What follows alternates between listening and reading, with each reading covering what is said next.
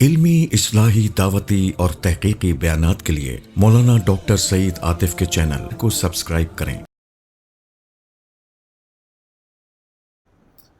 کہ آج کے دن یعنی قیامت کے دن ہم انسان کے منہ پر، ہونٹوں پر سیل لگا دیں گے، سی دیں گے، اس کو سیلڈ کر دیں گے، بند کر دیں گے۔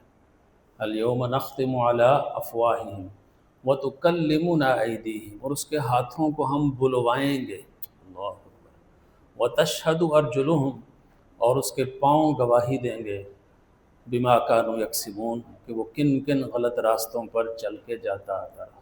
اللہ اکبر۔ یہ آیت ہر انسان کے لیے ایک الرٹ ہے، ایک تنبیہ ہے کہ ہم سمجھتے ہیں ہمارے تنہائی کے گناہوں کا کسی کو پتہ نہیں، اللہ کو پتہ ہے، اور ایسا سخت پتہ ہے کہ اللہ کو علم تو ہے ہی۔ اللہ تعالیٰ ایک جگہ فرماتے ہیں کہ مجھے تمہاری باتوں کا علم نہ ہو بالفرض، اور پھر ہے کہ علم ہو، تو جو علم ہو وہ کس بنیاد پر ہو؟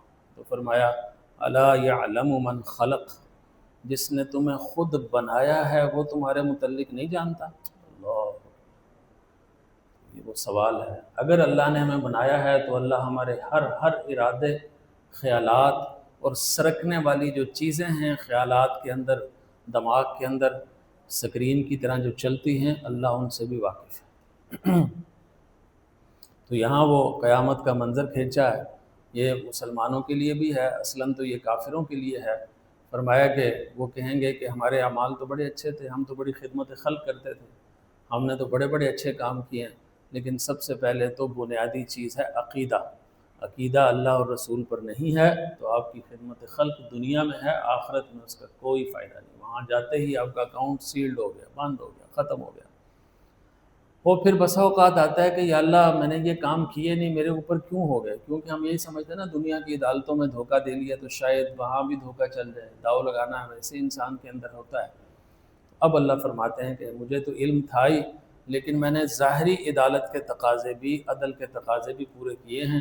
یہ دیکھو جس زبان سے تم بولتے ہو آج میں نے اس کو بند کر دیا، اور تمہارے ہاتھ بولیں گے، ہاتھوں کو ہم بلوائیں گے۔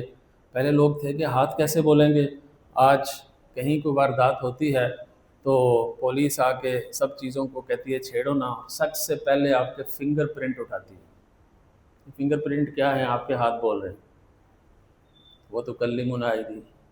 ایک اور جگہ پر فرمایا ایحسب الانسان ان لن نجمع عظاما بلا قادرین علی ان نسوی بنانا، کیا ہم اس پر قادر نہیں ہیں کہ انسان کو دوبارہ، ایحسب الانسان ان لن نجمع، اس کی ہڈیوں کو دوبارہ سیٹ نہیں کر سکتے، بلا قادرین، کیوں نہیں ہم اس پر قدرت رکھتے ہیں کہ علی ان نسوی بنانا، اس کی ایک ایک پور کو برابر کر دیں۔ تو قیامت والے دن اللہ ہمارے فنگر پرنٹ کو محفوظ کیا ہوگا، کہے گا یہ فنگر پرنٹ کے ساتھ جو بندہ ہے نا اس کو نکالو، اللہ کا حکم اگر کن فیکون، میرا آپ کا فنگر پرنٹ محفوظ ہے، ڈیٹا ایسے لگے گا تو نادرا کے اندر سب کچھ آ جائے گا کہ جناب کہاں کہاں کیا کام کیا ہے، کوئی ایف آئی آر درج ہے، پاسپورٹ ڈبل ہیں، شادیاں خفیہ وغیرہ کرائیں گے، ساری چیزیں ٹک ان کے پاس آ جاتی۔ تو ایسے ہی یہ فنگر پرنٹ ہوگا۔ اللہ تعالیٰ نے فرمایا اعلیٰ ان نسوی بنانا، بنانا پور کا آخری حصہ جو ہے انگلی کا، اس کو کہتے ہیں۔ اس لیے پہلے یہ باتیں سمجھنی مشکل تھی، آج ٹیکنالوجی نے اس کو بہت آسان کر دیا ہے، اور وتکلمنا، ہمارے ہاتھ گواہی دیں گے۔ اب سوال یہ ہے کہ ہاتھوں کے بغیر، پاؤں کے بغیر انسان کیا کچھ کر سکتا ہے؟ ان گواہوں سے جان چھوٹتی نہیں ہے، یہ وہ گواہ ہیں جو ہمارے خلاف گواہی دیں۔ ہم وہ بے وقوف مجرم ہیں کہ اپنے مخالف گواہوں کو ساتھ لے کر ہم جرم کر رہے ہیں۔ اللہ، اگر کسی کے ہاتھ پاؤں نہیں بھی ہیں، کوئی معذور ہے، تو اس کا جو پسینہ ہے اس سے جو اس کا ڈی این اے ظاہر ہوتا ہے، کپڑوں سے پتہ چل جاتا ہے کہ یہ ڈی این اے کس شخص کا ہے، اس کے دادے پردادے کون تھے، ساری چیزیں اگر آج پتہ چل جاتی ہیں تو اللہ کے سامنے کیوں نہیں ہوگی؟ تو اللہ تعالیٰ نے وہاں ایک عام فہم بات فرما دی کہ تمہارے ہاتھ بولیں گے، اس لیے اس وقت سے پہلے ہمیں اپنے آپ کو سنبھالنا ہے، اپنی آنکھوں کی حفاظت۔ اس لیے نبی صلی اللہ علیہ وسلم نے تعلیم امت کے لیے جو دعائیں سکھائی، اس میں ایک دعا ہے کہ انک تعلم خائنۃ الاعین، اے اللہ آپ میری آنکھوں کی بددیانتی سے واقف ہیں، خیانت سے واقف ہیں، اس سے مجھے پناہ رکھیے۔ تو تنہائی کے اندر یہ جو موبائل کا فتنہ ہے، اس کی جائز حدود بلا شبہ بہت آسانیاں پیدا کرتی ہیں، لیکن اسی کے اندر جو فتنے چھپے ہوئے ہیں فحاشی کے، بے شرمی کے، تصویروں کے، غیر محارم کے، تو وہ انسان کی حس کو خراب کر دیتے ہیں، بالآخر اس کا ضمیر مردہ ہو جاتا ہے۔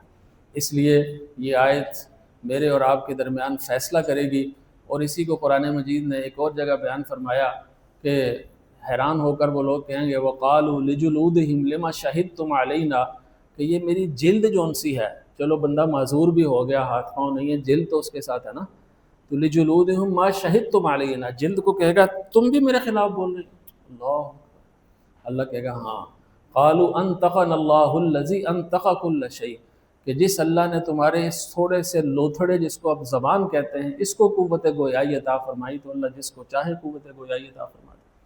اب تو کہتے ہیں جلد کے اندر آپ کی چیزیں، آپ کی آواز بھی ابزرو ہو جاتی ہے، آپ کی آواز بھی اندر جذب ہو جاتی ہے، جب چاہیں اس کو نکلوایا جا سکتا ہے۔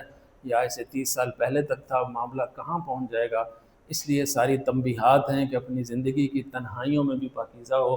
جب ایسے اشخاص تیار ہوتے ہیں جو تنہائیوں میں بھی غلط نہیں سوچ سکتے، تو یقین فرمائیے وہ شخص دنیا میں بھی کامیاب ہے۔ ایسی لیڈرشپ مل جائے جو تنہائی میں بھی کرپشن کرنے کا سوچ نہیں سکتی، کوئی مفاد، اپنے مفاد کے حق کے بجائے قوم کے مفاد میں فیصلہ کرنے والی ہو، تو پھر قوموں کو بھی اللہ آگے لے جاتا ہے۔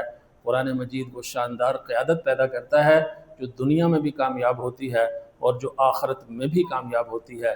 اس لیے اس وقت کے آنے سے پہلے جب یہ سلطانی گواہ میرے خلاف، آپ کے خلاف گواہی دیں گے، ہم ان سے مفر نہیں ہیں، ہم بھاگ نہیں سکتے، ہم جا نہیں سکتے، تو ان کو ہم ابھی سے یہ اطاعت کی گواہی ہمارے دیں، یہ اللہ اور رسول کی فرما برداری کی گواہی ہمارے حق میں دیں۔ Please don't forget to like and share.